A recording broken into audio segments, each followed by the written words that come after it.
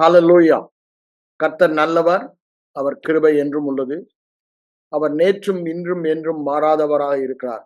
மற்றும் ஒரு ஜோயே தேவனுடைய ஜீவனில் வாழ்கிற வாழ்க்கைக்கு வேதத்திலிருந்து கருத்தாய் ஆராய்ந்து படித்து அந்த இயற்கைக்கு அப்பாற்பட்ட தேவ வாழ்க்கையை பூமியில் வாழ வேண்டும் என்று அவளோடு வந்திருக்கிற உங்கள் ஒவ்வொருவரையும் தேவன் உங்கள் இருதயத்தின் வாஞ்சைகளை நிறைவேற்றுவாராக என்று சொல்லி ஆசீர்வதிக்கிறேன். இந்த நாளில கூட ஆண்டவர் நமக்கு இந்த ஜீவனை குறித்து இன்னும் அதிகமான வெளிப்பாடுகளை தந்து கொண்டிருக்கிறபடியினால் இந்த ஜீவனில் வாழ்வது தேவனுடைய திட்டமாயிருக்கிறது. ஆகவே இந்த ஜீவனில் நாம் வாழ வேண்டும் என்ற ஒரே தீர்மானத்தோடு நாம் கிறிஸ்தவ வாழ்க்கையை வாழ வேண்டும். மனித ஜீவனில் அல்ல, தேவ ஜீவனில் வாழ தேவன் நம்மை அழைத்திருக்கிறார். அழைத்தவர் உண்மையுள்ளவர், அவர் அப்படியே செய்வார் என்று வேதவசனம் சொல்லுகிறது. அவர் நம்மை அழைத்தது உலக தோற்றத்திற்கு முன்பே. நான் திரும்பவும் அந்த வசனத்தை வேணா எடுத்து உங்களுக்கு காமிக்கிறேன். ஆதி காலம் முதல் என்று போட்டிருக்கோம். இது தேவனுடைய திட்டம் இப்பொழுதல்ல, உலக தோற்றத்திற்கு முன்பே என்று சொல்வதை பார்க்கலாம். அந்த 3ஆம் வசனம் பாருங்க. தீத்துக்கு எழுதின நிருபம் 1ஆம் அதிகாரம் 3ஆம் வசனத்துல, பொய்யுரையாத தேவன் ஆதி காலம் முதல் நித்திய ஜீவனை குறித்து வாக்குத்தத்தம் பண்ணி அதை குறித்த நம்பிக்கை, விசுவாசம், தேவ பக்திக்கு ஏதுவான சத்தியத்தை அறிகிற அறிவும் விசுவாசமும் தேவனால் தெரிந்து கொள்ளப்பட்டவர்களுக்கு உண்டாகும்படி. பாருங்க, வாக்குத்தத்தம் பண்ண எப்பமா? ஆதி காலம் முதல் இது மறைவாய் இருந்தது. அப்படித்தானே பவுலடியார் எபேசியர் 1:25 சொல்வதை பார்க்கிறோம். அப்ப பாருங்க, இது தேவனுடைய திட்டம் ஆதி காலம் முதலே. ஆதாம் அதை இழந்து போனாலும் அந்த ஆதிகால திட்டத்தை திரும்பவுமாக நமக்கு ரெஸ்டோர் பண்ணுவதற்கு தான் இயேசுவானவர் உலகத்திற்கு வந்தார். அவர் சிலுவைக்கு சென்றதே இந்த ஜீவனை நாம் பெற்று இந்த ஜீவனில் நாம் வாழ்வதற்காக தான். பரலோகம் செல்லும் என்ற ஒரு நோக்கம் அல்ல, இந்த ஜீவனில் உலகத்தில் வாழ்ந்து தேவ சாயலை உலகத்திற்கு காண்பிக்க வேண்டும், தேவ ராஜ்யத்தை காண்பிக்க வேண்டும். இது தேவனுடைய பிரதான திட்டம் ஆதி காலம் முதல். அதனாலதான் வேதவசனம், அவர் உலக தோற்றத்திற்கு முன்பே அடிக்கப்பட்ட ஆட்டுக்குட்டியானவர் என்று வேதவசனம் சொல்லுகிறது. நீங்களும் நானும் இந்த ஜீவனில் காணப்படும்படி உலக தோற்றத்திற்கு முன்பே, எபேசியர் 1:4 என்ன சொல்றாரு? உலக தோற்றத்திற்கு முன்பே அன்பிலே குற்றமற்றவர்களும் மாசற்றவர்களுமாய் இருக்கும்படி நம்மை முன்குறித்தார் என்று சொல்லுகிறார். இது தேவனுடைய அனாதி தீர்மானம். எல்லாவற்றையும் நடப்பிக்கிற தேவ தீர்மானத்தின்படி கிறிஸ்துவுக்குள் நாம் சுதந்திரராக, அப்படின்னா என்ன? இந்த ஜீவனை பெற்றபடியினாலே இளைய சகோதரராக. அது பிதாவினுடைய அனாதி நோக்கம். நாம் கிறிஸ்துவின் இளைய சகோதரராய் வாழ. அப்படின்னா என்ன அர்த்தங்க? கிறிஸ்துவாய் வாழ வேண்டும்.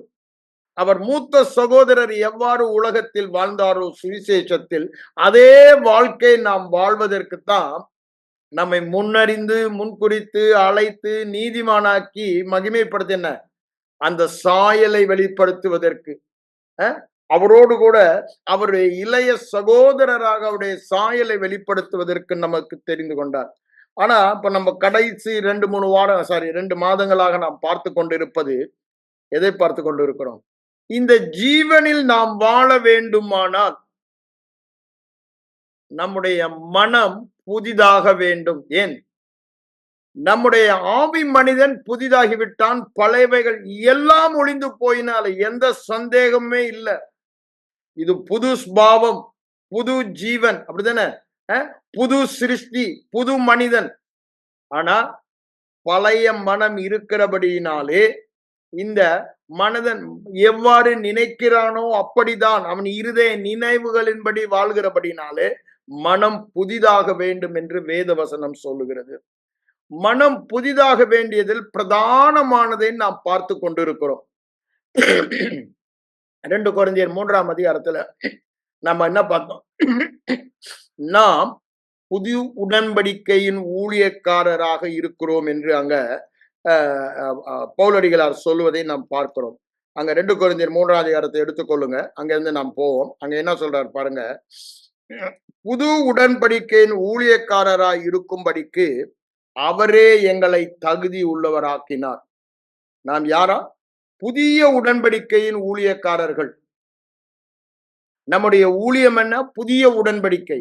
அப்போ இந்த ஜீவனில் வாழ வேண்டுமானால் புதிய உடன்படிக்கை கீழ் வாழ்ந்தால்தான் இந்த ஜீவனில் வாழ முடியும். பழைய உடன்படிக்கையின் மனநிலையோடு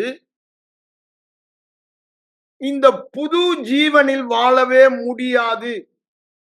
வேதம் தெளிவாய் சொல்லுகிறது.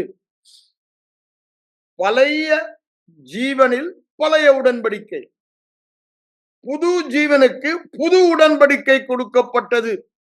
ஆகவேதான் எல்லாம் புதிதாயின. தேவன் நமக்கு வைத்திருக்கிற வழியும் புதிதானது, உடன்படிக்கையும் புதிதானது. தேவன் நமக்கு வைத்திருக்கிற நோக்கத்தை நிறைவேற்றுகிற வழி முற்றிலும் புதிதானது. அதைதான் நாம் புதிய ஏற்பாடு, புதிய உடன்படிக்கை என்று சொல்லுகிறோம். இது பழைய ஏற்பாடு அல்ல. பழைய ஏற்பாட்டிலே ஒருவரும் நிலைத்திருக்கவில்லை. அப்படித்தானே சொல்றாரு. அவர்களால் அதை முடியல. ஆகவே அதில் தவறுதலை கண்டு தேவன் மாற்றி புதிய வழியை உண்டு பண்ணினார், புதிய ஏற்பாடை உண்டு பண்ணினார் என்று வேதத்தில் வாசிக்கிறோம். அப்போ இந்த புதிய ஏற்பாட்டில் தான் நாம் வாழ வேண்டும். அப்போ நம்முடைய மனம் எப்படிதான் இருக்கு? இன்னும் பழைய ஏற்பாடு அல்லது பழைய உடன்படிக்கை, பழைய வழிகளின்படிதான் இருக்கிறது. அப்போ இந்த மனதை மாற்ற வேண்டியது நம்முடைய பிரதான வேலையா இருக்கிறது. அதனாலதான் நம்ம என்ன பண்றோம்? இதை கருத்தாய் பார்த்து கொண்டிருக்கிறோம். பழையதை விட புதியது விசேஷமான உடன்படிக்கை, விசேஷ வாக்கு தத்தம் என்று சொல்லப்பட்டுள்ளது. ஏன் இது ரொம்ப விசேஷமானது? கொஞ்சம் யோசித்து பாருங்க. இதுல நான் செய்யறக்கு ஒண்ணுமே இல்லை. எல்லாமே அவர் செய்து விடுகிறார். பழைய உடன்படிக்கையில் என்னங்க? எல்லாமே நான் செய்யணும். யூ ஷுட், தௌ ஷல், நீ செய்வாயானால், செய்வாயானால். அங்கு செய்வாயானால், இங்கு நான் செய்தேன் என்று சொல்லுவதை நீ விசுவாசிப்பாயானால், விசுவாசத்தினால் நீதிமான் பிழைப்பான். புதிய உடன்படிக்கையின் சாராம்சமே அந்த ஒரு வார்த்தை தான்.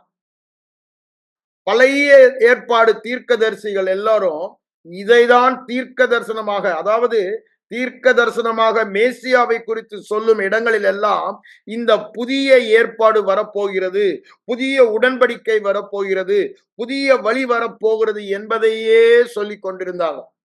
எல்லா இடங்களிலும் பெரிய தீர்க்கதரிசி, சிறிய தீர்க்கதரிசி, சங்கீதக்காரன், இல்ல மோசே முதற்கொண்டு எல்லாரும் அதையே திரும்ப சொன்னார். மேசியா வருகிறார் என்றால் ஒரு புதிய ஏற்பாடு ஏற்பட போகிறது.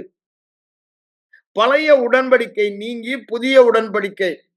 அதனாலதான் எபிரேயர் 10ஆம் அதிகாரம் அந்த 6 வசனத்தில் வாசிக்க சொல்லுது, முந்தினதை நீக்கி பிந்தினதை நிலைநாட்டினார் என்று அங்கு சொல்வதை பார்க்கிறோம். பழைய உடன்படிக்கையை நீக்கி போட்டார், சிலுவையிலே ஆணி அடித்தார்.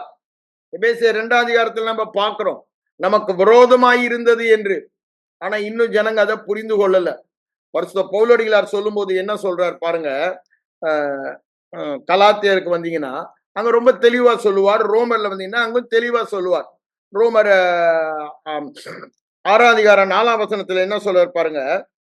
ஜீவன் உள்ளவர்களாய், இந்த புதிதான ஜீவன் உள்ளவர்களாய் நடந்து கொள்ளும்படிக்கு மரணத்திற்குள்ளாகும் அவருடைய ஞான ஸ்நானத்தினாலே அடக்கம் பண்ணப்பட்டோம். எதற்கு அடக்கம் பண்ணப்பட்டோம்?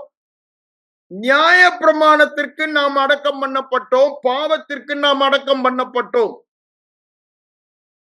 நியாய பிரமாணத்துக்கு நம்ம அடக்கப்பட்டோம் நீங்க போடல நீங்க சொல்லலாம். அடுத்த அதிகாரத்துக்கு வாங்க, 7ஆம் அதிகாரம் 4ஆம் வசனத்திலையும் அதை சொல்றதை பார்க்கிறோம். நான் 6ஆம் வசனத்தை உங்களுக்கு வாசிக்கிறேன். நாம் பழமையான எழுத்தின்படி அல்ல, புதுமையான ஆவியின்படி, புதிதான ஆவியின்படி ஊழியம் செய்ய நம்மை கட்டி இருந்த நியாய பிரமாணத்துக்கு நாம் மரித்தவர்களாகி அதினின்று விடுதலை ஆக்கப்பட்டோம். அதுதான் 8ஆம் அதிகாரம் 2ஆம் வசனத்திலையும் சொல்லுகிறாரு. பாவம் மரணம் என்ற பிரமாணத்தில் இருந்து ஆவியின் ஜீவனின் புதிய பிரமாணம் என்னை விடுதலையாக்கிற்று. இனி விடுதலையாக போவதில்லை, ஏற்கனவே விடுதலையானவர்கள். எதிலிருந்து? மரித்து அடக்கம் பண்ணப்பட்டது. பழைய பிரமாணத்தில் இருந்து நம் மனம் மாற்றப்பட வேண்டும். நான் பழைய பிரமாணத்திற்கு மரித்து இயேசு கிறிஸ்துவோடு கூட மரித்தேன். அதோ அவரோடு கூட நான் அடக்கம் பண்ணப்பட்டேன்.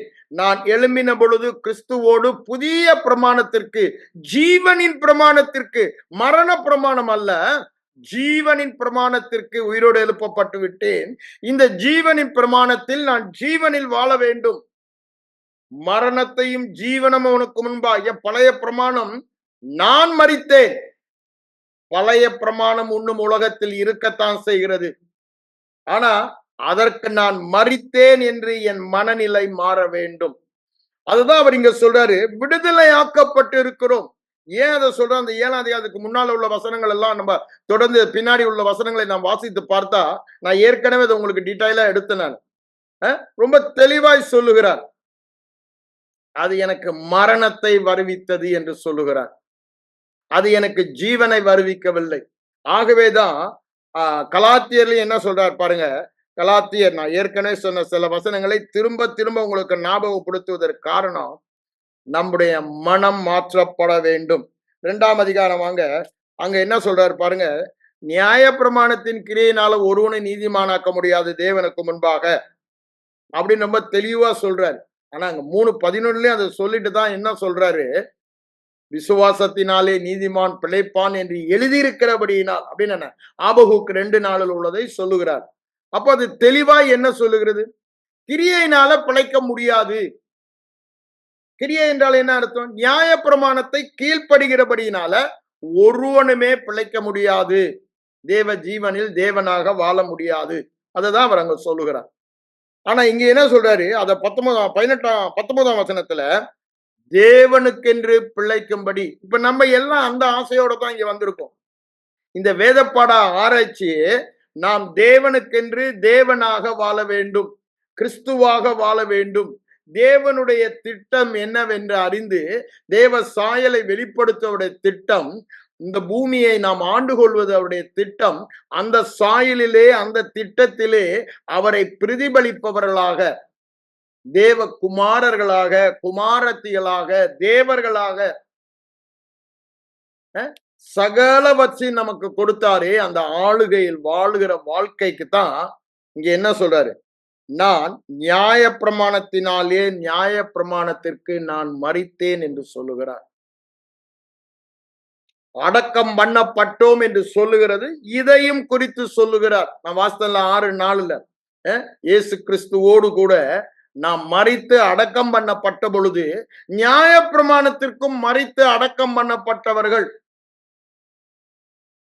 இது தெளிவாக வேதம் பாவத்தின் எல்லைக்கு மரித்து அடக்கம் பண்ணப்பட்டது போல 6ஆம் அதிகாரத்துல சொல்றாரு. 7ஆம் அதிகாரம் வரும்பொழுது என்ன சொல்றாரு? நியாய பிரமாணத்தின் எல்லைக்கு மரித்து. அதனாலதான் 8ஆம் அதிகாரத்துல நான் மாம்சத்தின்படி நடப்பவர்கள் அல்ல ஆவி. எப்ப மாம்சத்தின்படி நடப்பீங்க? நியாய பிரமாணத்தின்படி நடக்கும் பொழுது மாம்சத்தின்படி நடக்கிறீங்க. ஏன்? அங்க உங்க ஆவிக்கு நீங்க வேலை கொடுக்கல. எழுதப்பட்ட வார்த்தையை படித்து நீங்க உங்க மாம்சத்துல, இரண்டுமே மாம்சத்தின் கிரியைகள், தேவனுக்கு அருவருப்பானது, அழுக்கான கந்தை. அதனால் நீங்க சொந்தரிக்க முடியாதுன்னே சொல்றாரு. அது உங்களுக்கு உதவாது என்றே சொல்லுகிறார். ஆண்டவராய் இயேசு கிறிஸ்துவ என்ன சொல்றாரு? யோவான் 6:63 ஒன்றுக்கும் உதவாது,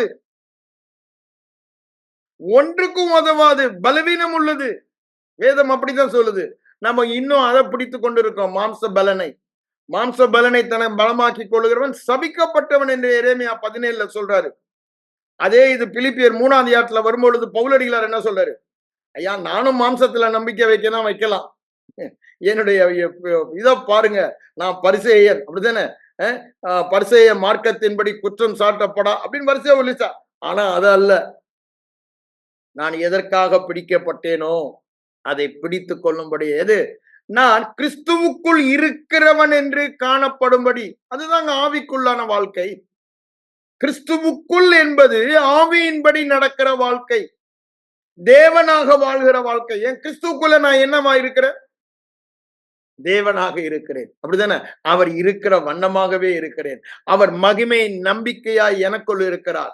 நான் அவருக்குள் இருக்கிறேன். அது அந்த ஆவியின்படி வாழ்கிற வாழ்க்கையை தான் சொல்றாரு.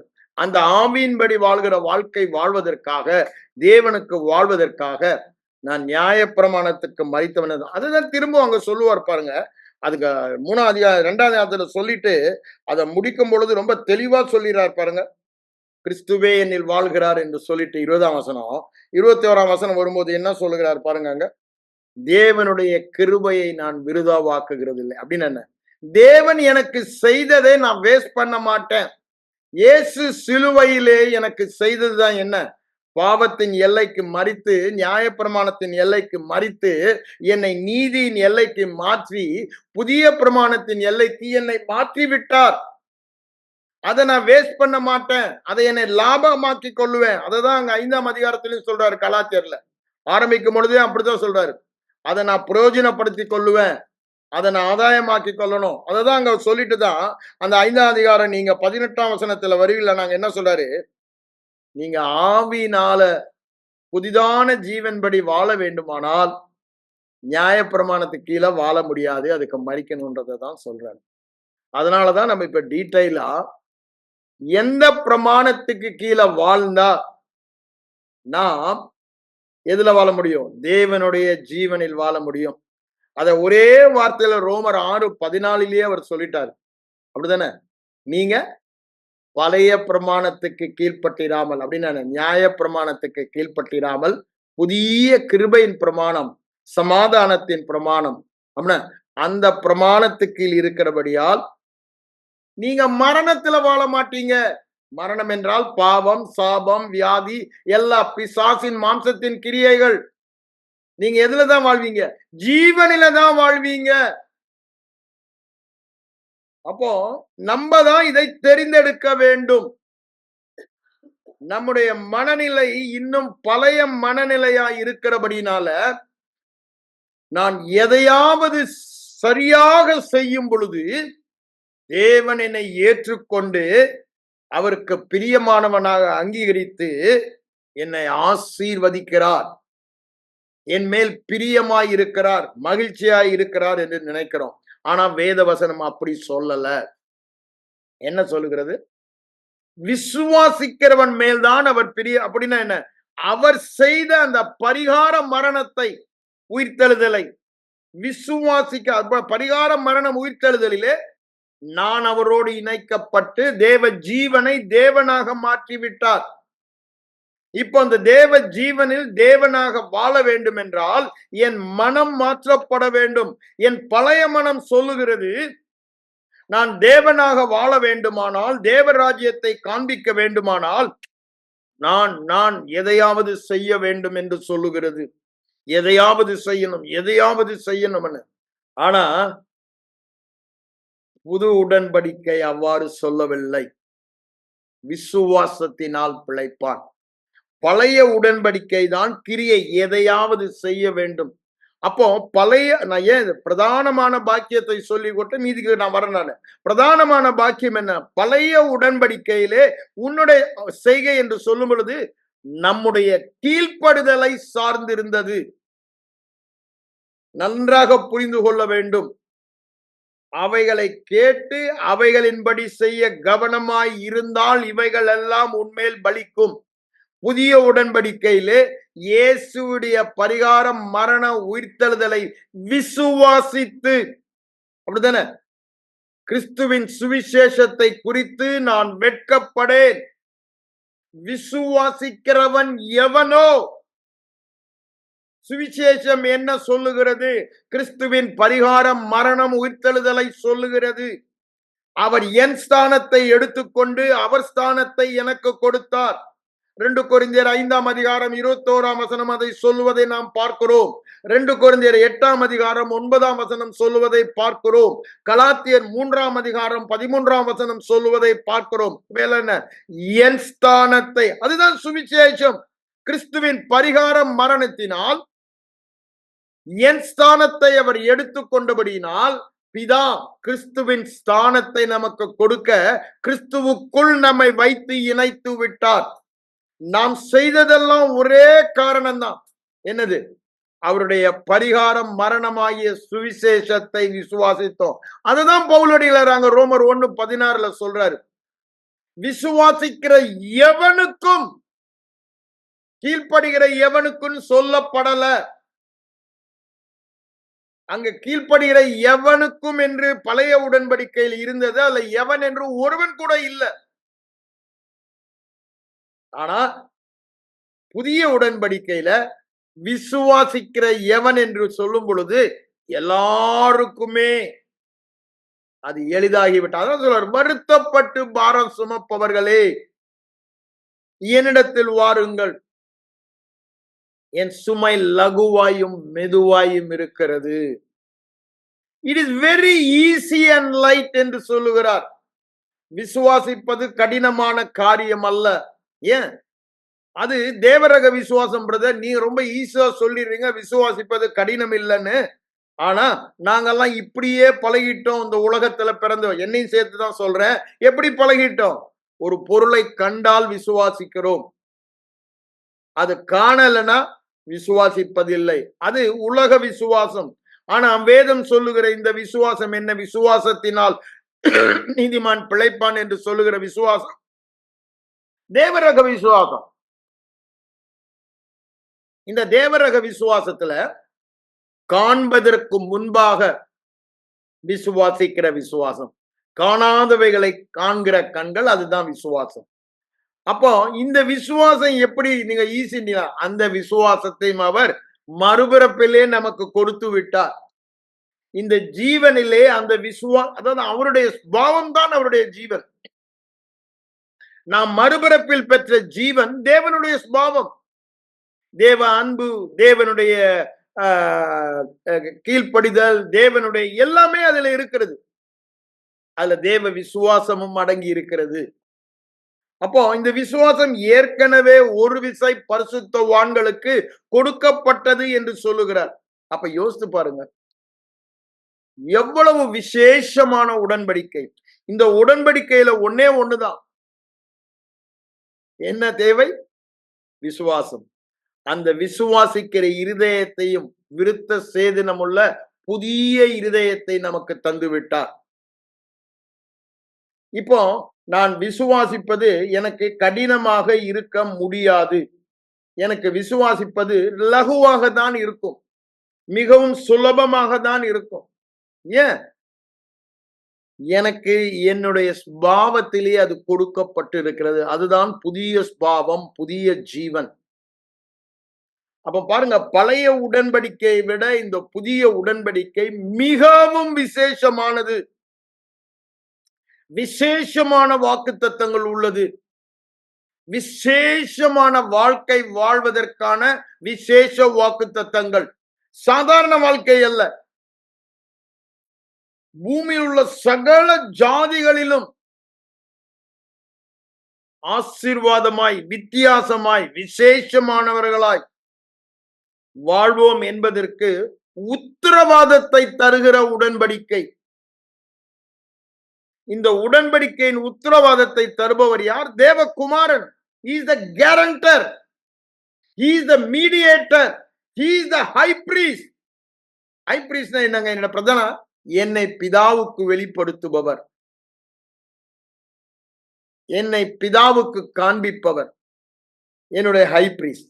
அப்போ எனக்காக எல்லாவற்றையும் பிதாவின் வலது பாரசத்திலே அவர் எப்பொழுதும் உயிரோடு இருக்கிறபடியால், அப்படித்தானே சொல்றாரு எபிரேயர் 7:25, முற்றும் முடிய என்னை பாதுகாக்க ரட்சிக்க வல்லவராயிருக்கிறார். எவ்வளவு பெரிய கேரண்டி பாருங்க. how much it is guaranteed. அவர்கள் பின்வாங்கி போகாதபடி இந்த புதிய இருதயத்தை தருகிறேன். நான் நன்மை செய்வதில் அவர்களை விட்டு பின்வாங்காதபடி. ஆண்டவர் அப்படியே சொல்றார். புதிய உடன்படிக்கையின் பாக்கியம், அதாவது இந்த புதிய உடன்படிக்கையில் உள்ள ஆசீர்வாதத்தை மாற்றவே முடியாது. இந்த புதிய உடன்படிக்கையின் பாக்கியங்களை மாற்றவே முடியாது. அதில்தான் நாம் வாழுவோம். ஏன் வாழலன்ற கேள்விதான் இப்ப எல்லாருக்கும். ஒரே பதில் தான். என்ன பதில்? அதை அறிந்தோமானால் அதை நாம் விசுவாசிப்போம். அதை அறியாதபடியினாலே அதை விசுவாசிக்கவில்லை. அந்த ஒரே காரணம் தான். எபிரேயர் 4:2 சொல்றார்ல, விசுவாசித்தவர்கள் இந்த புதிய உடன்படிக்கையின் ஆசீர்வாதத்துக்குள்ள வாழ முடியும். பழைய உடன்படிக்கையில அவங்க அவிசுவாசத்தினாலதான் கானானுக்குள் போகவில்லை, வாக்குத்தத்த பூமியை அனுபவிக்க முடியவில்லை என்று சொல்லுகிறார். இப்ப புதிய உடன்படிக்கையில கீழ்ப்படுதலே இல்லாத ஆசீர்வாதத்தை சொல்லுகிறார். திரும்ப திரும்ப அப்படித்தானே சொல்றாரு. நீங்க ரோமர் 4:5 வாசிக்கும் பொழுது, கிரியையே இல்லாமல் கிரியையே இல்லாமல் கிரியையே இல்லாமல் விசுவாசத்தினால் நீதிமானாக்குகிற தேவனுடைய திட்டத்தை அங்க வரிசையா சொல்லுவதை பார்க்கலாம். அதை ஆரம்பிக்கும் போதே 3:21 அப்படித்தான் சொல்லுவாரு, 3:28 அப்படித்தான் சொல்லுவாரு, 4:5 கிரியே இல்லாமல் சொல்லுவாரு. பின்னால 7-8 வசனங்களை தாவீது சங்கீதத்தை கோட் பண்ணும் பொழுது கிரியையே இல்லாமல் தான் சொல்லுவாரு. அப்ப யோசித்து பாருங்க, அங்க கிரியைக்கு இடமே இல்லை. எதுல? இந்த புதிய உடன்படிக்கையில தேவன் நம்மை அங்கீகரித்து நீதிமானாக, அவருக்கு ஏற்புடையவனாக, அவருக்கு பிரியமானவனாக, நித்தம் அவருடைய செல்ல பிள்ளையாக, அவருடைய நித்தம் மகிழ்ச்சியாக நாம் இருக்கத்தக்கதாக அவரே எல்லாவற்றையும் செய்து விட்டார். அதை நாம் விசுவாசிப்பதற்கான விசுவாசத்தையும் தந்துட்டாரு. ஆனா இந்த பிரச்சனையே இங்கதான் வருது. இந்த புதிய உடன்படிக்கையில எல்லாமே எதனாலதான் வருகிறது? அததான் இந்த நம்ம வாஸ்து 2 கொரிந்தியர் 3 வாங்க. அங்க என்ன சொல்லுகிறார் பாருங்க. புதிய உடன்படிக்கையின் ஊழியக்காரராய் நாம் இருக்கும்படி அவரே நம்மை தகுதிப்படுத்தினார் என்று சொல்லுகிறார். அப்போ நாம் புதிய உடன்படிக்கை ஊழிய குறித்து சொல்லும் பொழுது அந்த 2 பாருங்க என்ன சொல்றார் பாருங்க. நான் 3 வசனத்தை நான் வாசிக்கிறேன். ஏனெனில் நீங்கள் எங்கள் ஊழியத்தினால் உண்டாகிய கிறிஸ்துவனுடைய நிருபமாய் இருக்கிறது என்று வெளியரங்கமாய் இருக்கிறது. அது மையினால் அல்ல, ஜீவனுள்ள தேவனுடைய ஆவியினாலே, கற்பலகையில் அல்ல, இருதயத்தில் எழுதப்பட்டிருக்கிறது. இருதயத்தில் எழுதப்பட்டிருக்கிறது. ஆவியினாலே 2 காரியம் சொல்றார் இந்த ஊழியத்தில். இப்போ இந்த புதிய உடன்படிக்கையின் ஊழியம், இந்த புதிய உடன்படிக்கை எவ்வாறு தான் செய்யறோமா? ஆவியினாலதான் செய்ய முடியும். இது இருதயத்திலே எழுதுகிற ஊழியம். என் பிரமாணங்களை அவர்கள் இருதயத்திலே வைத்து எழுதுவேன் என்று சொல்லுகிறாரே. எரேமியா தீர்க்கதரிசியில நம்ம வாசிக்கிறோம் 31 அதேதான் இங்கேயும் சொல்லுகிறார். எபிரேயர் 10 நம்ம வாசிக்கும் பொழுது 10 வசனங்கள அதே எபிரேயர் 10 17 15 16 இல்லையா, அதே தான் சொல்வதை நாம் பார்க்கலாம். 17 வசனங்களில் அதை சொல்வதை நாம் பார்க்கலாம். அப்போ எப்படி எழுதப்படுகிறதா? இது புத்தகத்தில் எழுதுவதல்ல. எதில் எழுதப்படுகிறது? இருதயத்திலே எழுதப்படுகிறது. இருதயத்திலே ஆவியினாலே எழுதப்படுகிறது. எப்படி பிரதர் இருதயத்துல ஆவி? அததான் அவர் அங்க சொல்லுகிறார். எப்போ? இப்ப நான் உங்களோடு பேசிக் கொண்டிருக்கிறேன். எதை சொல்லிக் கொண்டிருக்கிறேன்? எதை சொல்லிக் கொண்டிருக்கிறேன்? புதிய உடன்படிக்கையின், புது ஜீவனின், புது சிருஷ்டியின் பாக்கியத்தை சொல்லிக் கொண்டிருக்கிறேன். ஆவியினாலே, அப்படிதானே? ஆவியினாலே அவைகளை உங்களோடு பகிர்ந்து கொண்டிருக்கிறேன். ஆவியாகிய வசனத்தை நீங்க கேட்கும் பொழுது என்ன ஆகிறது? உங்களுடைய இருதய பலகையிலே அது எழுதப்படுகிறது. கொரிந்தியர் அப்படிதான். இவர் சுவிசேஷத்தை பிரசங்கித்தார், பழைய உடன்படிக்கை அல்ல. ஏன்? இவர் அதுல ஒரு காலத்துல வைராக்கியமாய் இருந்தவர். இந்த புதிய வழிக்கு விரோதமாக சண்டை போட்டவர், ஜனங்களை அதற்காக பாடுகளுக்கு உட்படுத்தினவர். இப்பொழுது இவரே அந்த பாடுகளின் வழியாய் செல்லுறது. ஏன்? இந்த புதிய வழியை போதிக்கிறபடினாலே அந்த பாடுகளின் வழியாய் அவர் செல்ல வேண்டியதா இருந்தது. கடைசியில தன் ஜீவனையும் அவர் கொடுக்க வேண்டியதா இருந்தது. அததான் சொல்றாரு, கிருபையின் சுவிசேஷத்திற்காக. அப்படித்தானே சொல்றாரு அப்போஸ்தலர் 20 என் உயிரையும் அருமையாக எண்ண மாட்டேன். ஏன்? This is so precious. இது ஜனங்க கேட்கணும். இந்த ஜனங்க கேட்கும் பொழுது அது அவங்க இருதயத்துல எழுதப்படும், நிருபங்களாக வரும். அப்படின்னா என்ன? அவர்களோட வாழ்க்கையை மாற்றுகிறது.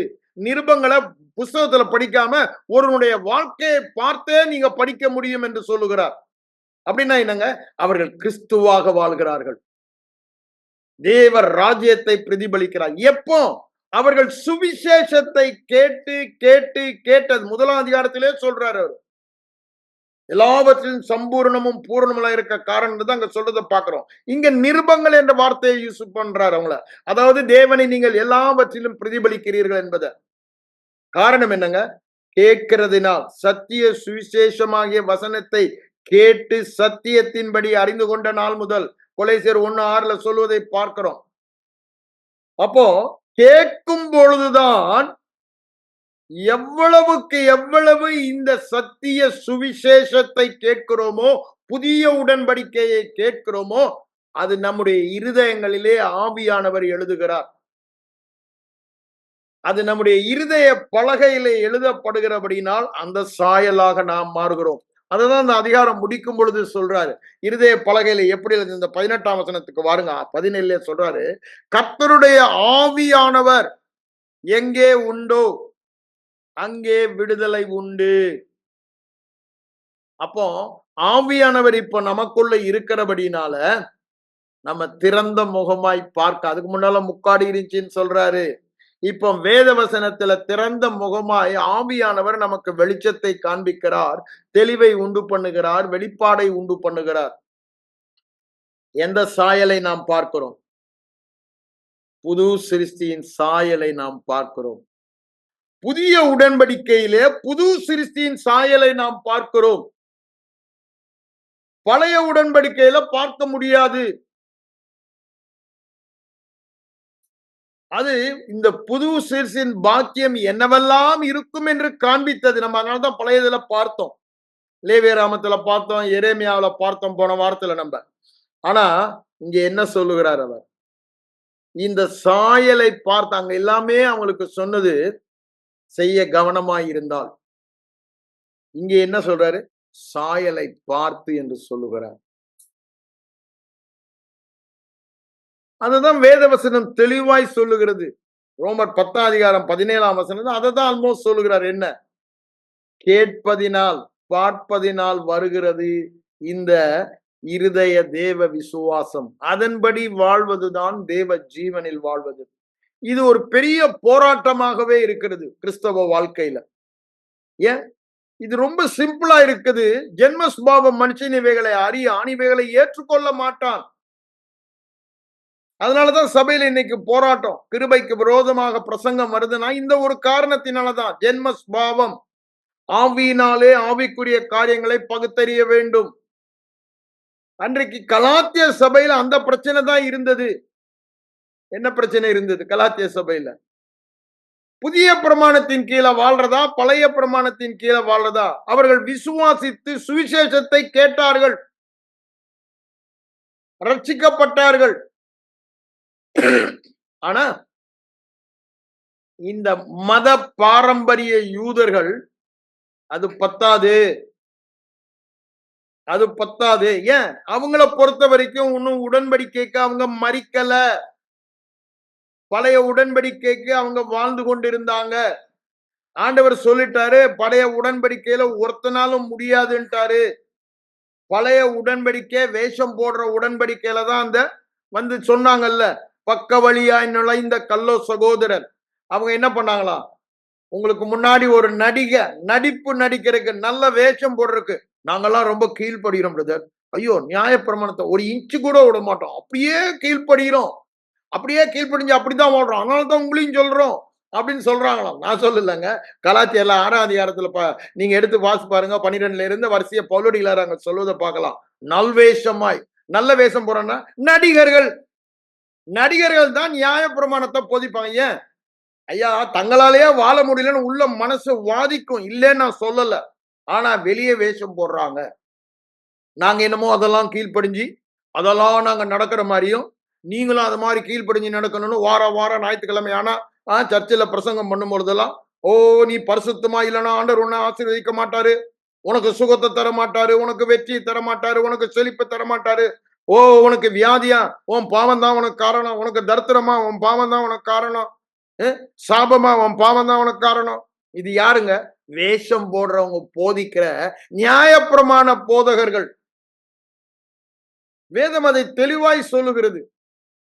ஆனா இவர் என்ன சொல்றாரு? நான் அதல்லங்க, கிறிஸ்துவின் சுவிசேஷத்தை. அதுக்குதான் அதை தவிர்த்து வேற எதையும் நான் பிரசங்க பண்ண மாட்டேன்னு தீர்மானிச்சேன்றாரு. 1 கொரிந்தியர் 2 அதிகாரம் முதல் 2 வசனங்களை எடுத்து வாசித்து பாருங்க. சிலுவையை தவிர வேற எதுவுமே, சிலுவையில் கிறிஸ்து என்ன செய்தார், அதுதான் புதிய உடன்படிக்கை. ஆண்டவர் அப்படித்தானே சொல்லிட்டு போனாரு. இது என் ரத்தத்தினால் ஆகிய புதிய, சிலுவைக்கு போறதுக்கு முன்னால சொல்றாரு.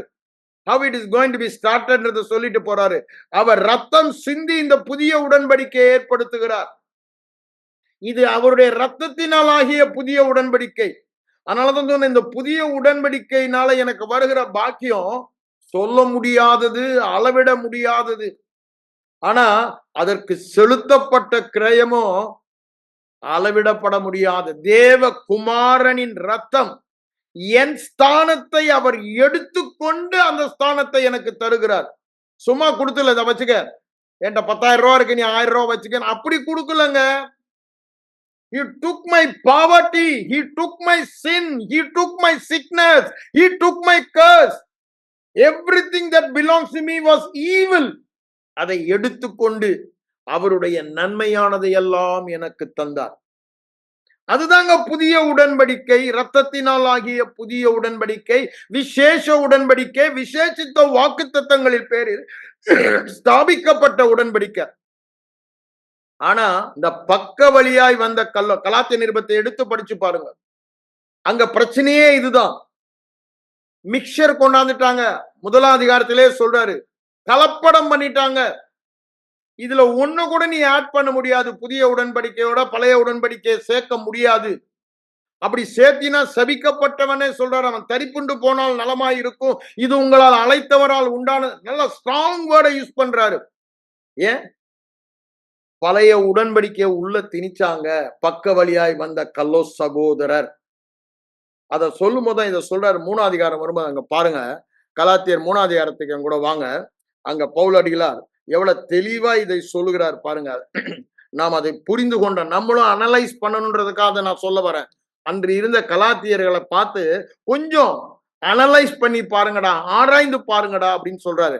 1ஆம் வசனத்திலிருந்தே நான் உங்களுக்கு வாசிக்கிறேன். கலாத்தியர் 3ஆம் அதிகாரத்துல, புத்தி இல்லாத கலாத்தியரே, நீங்கள் சத்தியத்திற்கு கீழ்ப்படியாமற் போகத்தக்கதாக உங்களை மயக்கினவன் யார்? எது சத்தியம்? கிருபையினாலே தேவனுடைய உண்மை. இப்போ இயேசு கிறிஸ்துவின் மரணம் உயிர்த்தெழுதலினாலே தேவனுடைய உண்மை என்ன? அவர் இருக்கிற வண்ணமாகவே நான் இருக்கிறேன், இனி நீதிமான் ஆக போவதில்லை, நீதிமானாக இருக்கிறேன்.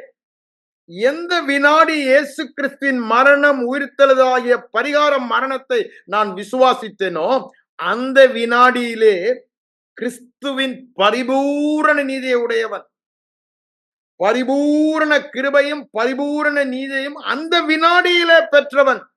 என் ஆவியிலே உடனே மாற்றப்பட்டது. இந்த புது சிருஷ்டி தேவனுடைய செய்கை, ஒர்க்மன்ஷிப், அவர் செய்தது. அதுல குறையே இருக்க முடியாது. அப்போ அந்த புது சிருஷ்டி எப்படி இருக்கிறானா, அவர் இருக்கிற வண்ணமாகவே. அதே நீதி, அததான் அவர் சொல்றாரு, சத்தியத்திற்கு கீழ்ப்படியாமற், சத்திய சுவிசேஷம், திரும்ப திரும்ப வேதம் சொல்றது, கீழ்ப்படியாமற் போக, அதாவது மற்ற இடங்களில் விசுவாசத்துக்கு கீழ்ப்படியாமற் போகன்னு வரும். இந்த சத்திய சுவிசேஷத்திற்கு விசுவாசியாமல் இருப்பதை தான் அவர் சொல்லுகிறார். இங்க என்ன சொல்றாரு? உங்களை மயக்கினவன் யார்? உங்களை மயக்கினவன் யார்? எவ்வளவு ஸ்ட்ராங் வேர்ட் யூஸ் பண்றாரு பாருங்க. இது பிசாசு உங்களை மயக்கி விட்டான். ஏன்? நீங்க ரட்சிக்கப்பட்டது எப்படி? அதுதாங்க திரும்பவும் சொல்றாரு. நம்மையும் பார்த்து ஆவியானவன் அதுதான் சொல்றாரு. இது நாம் படிக்கும் பொழுதெல்லாம் ஆவியானவன் நம்மோடு பேசும் பொழுது, உங்களை மயக்கினவன் யார்? இன்னும் நீங்க நியாய பிரமாணத்தின் கீழே இருக்க விரும்பினீங்கன்னா, உங்க கிரியையின் கால தேவனை பிரியப்படுத்தி இந்த தேவனுடைய ஜீவனை சாயலை வெளிப்படுத்த நீங்க முயற்சித்தீங்கன்னா நீங்க மயங்கிட்டீங்க. பிசாசு பிசாசு எவனை விழுங்கலாமோ என்று அழைகிறானே, அப்படிதானே? பிசாசு யார வஞ்சித்ததாம்? ஏவாளை வஞ்சித்தது போல உங்களுடைய மனதும் இந்த உண்மையின் கிறிஸ்துவை பற்றிய உண்மை நின்று விலகுமோ என்று பயப்படுறேன். அங்க அந்த நிருபத்தில் அவர் சொல்றாரு. 2 கொரிந்தியர் 11:3 சொல்லும் பொழுது இங்க என்ன சொல்றாரு பாருங்க. உங்களை மயக்கினவன் யார்? இங்கிலீஷ்ல ரொம்ப அழகா போடுறான். Who has bewitched you? ஏதோ உன் மேல மந்திரம் வச்சுட்டாங்களான்றான். நம்ம லோக்கல் லாங்குவேஜ்ல சொல்லும்போது மந்திரம் பண்ணிட்டாங்கப்பா, மந்திரம் பண்ணிட்டாங்க. ஆனால் அவனுக்கு ஒண்ணுமே தெரியல. அப்படியே போயிட்டு இருக்கான். ஒரு ஆள் ஒரு பெண்ணு பின்னாடி போறான். என்ன சொல்றாங்க? மந்திரம் வச்சுட்டாங்கய்யா. ஆனால் தான் அந்த பொண்ணு பின்னாடியே போறான்னுவாங்க. அப்படிதானே? அவனுக்கு ஒண்ணுமே தெரியல. இதுல ஒண்ணுமே இல்லை. ஆனாலும் அவன் பாருங்க அந்த மயக்கத்தில் இருக்கான். அவனுக்கு தெரியல. His eyes were blinded. இப்பிரபஞ்சத்தின் அதிபதியானவன் மயக்கினான். என்ன? கண்களை குருடாக்கினான். அதான் கேக்குறான். கண்ணை குருடாக்கிட்டானா? மயக்கினானா? என்ன? கண்ணை குருடாக்கிட்டானா? நீங்க திரும்பவும் போய் ஏதோ நீங்க செஞ்சு ஏதோ பண்ணணும்னு நினைக்கிறீங்களே, உங்க கண்ணு குருடாயிடுச்சா? இவ்வளவு நல்லா தானே பாத்தீங்க. நல்லா பார்த்தனால தானே ரட்சிக்கப்பட்டு தேவ குமாரரும் குமாரத்திலுமா மாறினீங்க. நீங்க புறஜாதியாரா தானே இருந்தீங்க. ஆனா இப்போ பிசாசு உங்களை மயக்கிட்டானா? யார் மூலமா மயக்க முடியும்? பிசாசு டைரக்டா வர்றானா? இல்ல. அங்க பக்க வழியாய் வந்த ஊழியக்காரர், யூதர்கள், யூத மதத்தை சார்ந்தவர்கள், அவங்களும் ரட்சிக்கப்பட்டோன்னு சொன்னவங்க, விசுவாசித்து ரட்சிக்கப்பட்டவங்க. ஆனா மனம் புதிதாகவில்லை. மனம் புதிதாகாத ஊழியர்கள் அவங்க என்ன பண்றாங்க? இத கட்டாயம் நீங்க செய்யணும். உங்க கீழ்ப்படுதல் இல்லைன்னா, நான் சொன்னல, கீழ்ப்படுதல் இருந்தால்தான் மேல்படிதல் சொல்லி பேசுவாங்க. இன்னைக்கும் பேசுறாங்க. காயினுக்கு 2 சைடுல இருக்குது. அப்போ இந்த கீழ்ப்படிந்தாதான் அந்த பக்கம் ஆசீர்வாதம். கீழ்ப்படுதல் இது பழைய உடன்படிக்கை என்பதை மறந்து போனார்கள். அதை தியானிக்கவில்லை. வேத வசனத்தை வெளிப்பாடு பெறவில்லை. அவங்க தான் இவங்க மயக்கினார்கள் என்று இங்க நாம் சொல்வதை பார்க்கிறோம். இயேசு கிறிஸ்து அதுக்கு முன்னால எப்படி அவங்க ரட்சிக்கப்பட்டாங்கன்னு சொல்றாரு. சிலுவையில் அறையப்பட்டவராக உங்கள் கண்களுக்கு முன்பாக பிரத்யட்சமாய் வெளியாக்கப்பட்டார், வெளிப்படுத்தப்பட்டார். அப்படின்னா என்ன அர்த்தங்க? இருதயத்துல என்ன படம் வந்தது? விசுவாசிக்கும் பொழுது, விசுவாசம் என்பது இருதயத்துல படம். கிறிஸ்து என் ஸ்தானத்தை எடுத்துக்கொண்டு அவர் ஸ்தானத்தை எனக்கு கொடுத்தார். அந்த படம் இல்லையா நீ ரட்சிக்கப்பட்ட? அவர் பாவமாகி என்னை நீதிமானாக்கினார். என் வாயினாலே அறிக்கை செய்து நான் ரட்சிக்கப்பட்டேன். அப்படிதானே? இருதயத்தில் விசுவாசித்து வாயினாலே அறிக்கையிட்டேன்றாரு ரோமர் 10:10. ஆனா இப்ப என்ன? அந்த இருதய படம் மாறிடுச்சா? அப்ப இருதய படம் என்னவாக இருந்தது? நான் நீதிமான். இப்ப இருதய படம், நான் ஒன்னும் பாவிதாங்க, இன்னும் கொஞ்சம் நான் பர்ஃபெக்ஷனுக்கு போயிட்டு இருக்கேன். ஐயோ உங்களை மயக்கிட்டானே மயக்கிட்டானேன்றாரு. அததான் இங்க சொல்றதை நாம பார்க்கிறோம். உங்களை மயக்கினவன் யார்? நல்லா யோசித்து பாருங்க. இந்த வெளிப்பாடை விட்டு கொஞ்சம் அந்த இன்ச்சு இந்த இன்ச்சு போகாதீங்க. கிறிஸ்து சிலுவையில் அறையப்பட்டவராக. எதற்கு அறையப்பட்டார்? அவர் ஸ்தானத்தை உங்களுக்கும் எனக்கும் கொடுக்கும்படி, அவருக்குரியதெல்லாம் நமக்கு கொடுக்கும்படி, அவரை பற்றிய உண்மையெல்லாம் நம்மை பற்றிய உண்மையாகும்படி. அது ஒண்ணுதாங்க. அது ஒண்ணுதான். அது ஒண்ணுதான். No the reason. நான் தேவ சாயலை வெளிப்படுத்துவதற்கு, பரலோகத்தை பூமியில் காண்பிப்பதற்கு தேவையானது எல்லாம் கிறிஸ்து சிலுவையில் செய்தாரே. பரிகாரம், மரணம், ஒரே பலியினாலே. எபிரேயர் 10:12-14 சொல்றால, ஒரே பலியினாலே, ஒரே பரிகாரம், மரண உயிர்த்தெழுதலினாலே என்றென்றுமாய் கிறிஸ்தவ வாழ்க்கைக்கு, தேவ சாயலை வெளிப்படுத்தும் வாழ்க்கைக்கு, தேவ ராஜ்யத்தை வெளிப்படுத்தும் வாழ்க்கைக்கு தேவையானதை எல்லாம் செய்து முடித்தார். முடிந்தது என்று ஜெயகோஷமிட்டார். இனி செய்ய ஒன்றுமே இல்லை. அதனாலதான் என்ன சொல்றாரு எபேசியர் 2:10, சகலவித நற்கிரியைகளை அப்படின்னு தேவ சாயலை வெளிப்படுத்தும்படி நாம் தேவனுடைய செய்கையாய் இருக்கிறோம். It is God's workmanship. அவ்வாறாக முன்னதாக நம்மை ஆயத்தம் பண்ணிவிட்டார். ஒரு நல்லதொரு வாழ்க்கை வாழ, தேவ சாயலை வெளிப்படுத்துகிற வாழ்க்கை வாழ நம்மை ஆயத்தம் பண்ணி விட்டார். அதை நம்ம பார்க்கிறது ஒண்ணுதான் நம்முடைய வேலை. திறந்த முகமாய் கண்ணாடியிலே பார்க்கிறது, காதுகளிலே திறந்த காதுகளாய் கேட்கறது தான் நம்முடைய வேலை. அதனாலதான் இங்க என்ன சொல்றாரு, விழுதப்படுதா அப்புறம் சொல்லிட்டு தான் கேட்கிறாரு, கொஞ்சம் அனலைஸ் பண்ணுங்கப்பான்றாரு. ஒன்றை மாத்திரம் உங்களிடத்தில் அறிய விரும்புகிறேன். கொஞ்சம் அனலைஸ் பண்ணி பாருங்க. நான் சொல்றேன்னு நீங்க விசுவாசிக்கணும். நான் சொல்றது கேட்கணும். நீங்களே கொஞ்சம் ஆராய்ந்து பாருங்க. என்ன சொல்றாரு பாருங்க. நியாய பிரமாணத்தின் கிரியைகளினாலேயோ விசுவாச கேள்வியினாலேயோ எவைகளினாலே நீங்கள் ஆவியை பெற்றீர்கள் அப்படின்னா மறுபடியும் பிறந்தீர்கள், புதிதான ஆவியை பெற்றீர்கள், புதிய இருதயத்தை பெற்றீர்கள், நவமான இருதயத்தை எதினாலே பெற்றீர்கள் கேட்கிறார் முதல் கேள்வியை. யாருமே சொல்ல முடியாது நான் ரொம்ப யோகியனா இருந்தேன் ஆண்டவர் என்ன ரட்சித்தாருன்னு. ஒரு பய சொல்ல முடியாது. எல்லாருமே அப்போ அததான் கேட்கிறாரு. ஐயா, அதுவே உலகத்திலேயே பெரிய அற்புதம். புது சிருஷ்டி. மோசமான மனிதனை தேவ சாயலாக மாற்றுகிறார். புது இருதயம், புது மனுஷனாய் மாற்றுகிறார். அவ்வளவு பெரிய அற்புதமே எப்படிப்பா நடந்தது? நான் ஒரு 10 காரியம் நல்ல காரியம் செஞ்சேன், 50 காரியம் நல்ல காரியம் செஞ்சேன், 90 காரியம் நல்லா செஞ்சேன், 99% இல்லவே இல்லைங்க. ஒரே இதுதான். ஒரே விசுவாசம். என்ன? கிருபை. இயேசு என்ன செய்தார்? நான் என்ன செய்தேன் என்பதல்ல, இயேசு என்ன செய்தார். அந்த விசுவாசத்தின் பேர் தான்.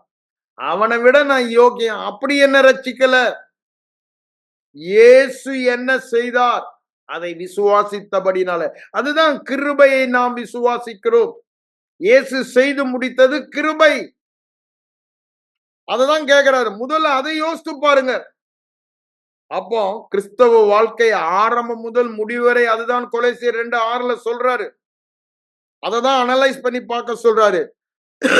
சொல்லிட்டு அடுத்தது என்ன அனலைஸ் பண்ண சொல்றாரு. ஆரம்பத்துல நீங்க எப்படியா, இங்க என்ன சொல்றாரு, கேட்கிற விசுவாசம், வேற ஒண்ணுமே இல்லை. Very simple. வெறும் விசுவாசம் ஏன் அவர் சொல்லல? நம்முடைய வேலையும் ஒன்று அங்கு இருக்கிறது. இதை தொடர்ந்து உற்று பார்ப்பது, இதை கேட்பது நம்மை சார்ந்த. அதான் கேட்கிற விசுவாசம் என்று சொல்லுகிறார். விசுவாசம் கொடுக்கப்பட்டிருக்கிறது. எந்த விசுவாசம்? தேவ விசுவாசம். நான் தேவ சாயலில் இருக்கிறேன் என்பதை விசுவாசிக்க முடியாது ஐம்புலன் அறிவினால, உலக விசுவாசத்தால முடியாது. ஆனா இந்த தேவ விசுவாசத்தினால அவர் இருக்கிற வண்ணமாகவே நான் இருக்கிறேன் என்பதை விசுவாசிக்க முடியும். எப்ப அது விசுவாசிக்க முடியும்? அந்த விசுவாசம் இருதயத்தில் இருக்கிறது எப்படி செயல்படும்? நான் கேட்கும் பொழுது, அதை நான் பார்க்கும் பொழுது. எது? நாங்கள் பிரசங்கிக்கிற விசுவாச வார்த்தையே. ஐயா, இது செய்கிற வார்த்தை அல்ல, கேட்கிற வார்த்தையினால் வருகிற விசுவாசம். கேட்கிற வார்த்தை தான் செய்கையாக மாறுகிறது. அததான் அவர் அங்கு சொல்லுகிறார் ரோமர் 10:17. அதனாலதான் என்ன சொல்றாரு? விசுவாச கேள்வியினாலேயோ. 2 காரியம் சொல்றாரு. நியாயப்பிரமாண கிரியை, மனிதனுடைய கீழ்ப்படிதல். இங்க என்ன சொல்றாரு? விசுவாச கேள்வி, இயேசுவின் கீழ்ப்படுதலை கேட்டு விசுவாசிக்கிறது. இப்போ யாருடைய கீழ்ப்படிதல்? என்னுடைய கீழ்ப்படிதல். இயேசுவின் கீழ்ப்படிதல் என்னுடைய உங்களுடைய கீழ்ப்படிதல் தேவ பார்வையில். அததான் வேத வசனம் புதிய உடன்படிக்கையிலே போதிக்கிறது. அதனாலதான் சொல்றாரு, நீங்க நீங்க கீழ்ப்படிஞ்சா யார் ரட்சிக்கப்பட்டீங்க? இயேசுவின் கீழ்ப்படுதலை விசுவாசித்தபடினால தானே ரட்சிக்கப்பட்டீங்க. இப்ப மட்டும் ஏன்டா மாறி போறீங்கன்னு கேட்கிறாரு. இது கொஞ்சம் அனலைஸ் பண்ணி பாருங்க. எனக்கு பதில் சொல்லுங்க. நான் ஒரு கேள்வி கேட்கிறேன் உங்ககிட்ட. இயேசுவின் கீழ்ப்படுதலை விசுவாசித்து ரட்சிக்கப்பட்டீர்களா? நீங்க நியாயப்பிரமாணத்துக்கு கீழ்ப்படிந்து ரட்சிக்கப்பட்டீர்களா? இததான் கேட்கிறாரு. ஏன் இவ்வளவு ஆக்ரோஷத்தோடு கேட்கிறாரு அவரு? ஜனங்க வழி விலகி போய் தங்க பந்தய பொருளை இழந்து போகக்கூடாது.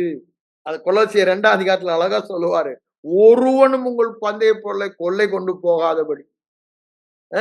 இந்த பிரமாணம்லாம் வரிசையா சொல்லிக்கிட்டே வருவார். 4ஆம் வசனம், 8ஆம் வசனம், 16, 18 வரிசையா சொல்லிக்கொண்டே வருவார் அந்த அதிகாரத்துல. எடுத்து படித்து பாருங்க. நேரம் செலவழிங்க அதோட. உட்கார்ந்து ஆராய்ந்து பாருங்க. இங்க என்ன சொல்றாரு? கொஞ்சம் யோசித்து பாரு. எனக்கு நீ பதில் சொல்லு. நான் கேட்கிறேன். கொஞ்சம் ஆராய்ஞ்சு பார்த்து பதில் சொல்லு. உன் கீழ்ப்படிதலினாலா, இயேசுவின் கீழ்ப்படிதலை சுவிசேஷமாய் கேட்கிற விசுவாசத்தினாலா? சுவிசேஷம் என்ன சொல்லுதுங்க? சுவிசேஷம் என்ன சொல்லுது? அவர் உன் ஸ்தானத்தை எடுத்துக்கொண்டு அவருடைய கீழ்ப்படுதலை உன் கணக்கிலே வைத்து விட்டார். அதுதானே சொல்றாரு 2 கொரிந்தியர் 5ஆம் அதிகாரம் 17ல புது சிருஷ்டின்னு சொல்லிட்டு 18, 19ல அதுதானே சொல்றாரு 20 வரைக்கும். உலகத்தாருடைய பாவங்களை எண்ணாமல் தம்முடைய குமாரன் மேல். அப்ப நம்ம மேல எதை செலுத்தினார்? தேவ நீதி என்ன? தேவ நீதி என்பது அவருடைய கீழ்ப்படுதல் என் கணக்கிலே வந்தது.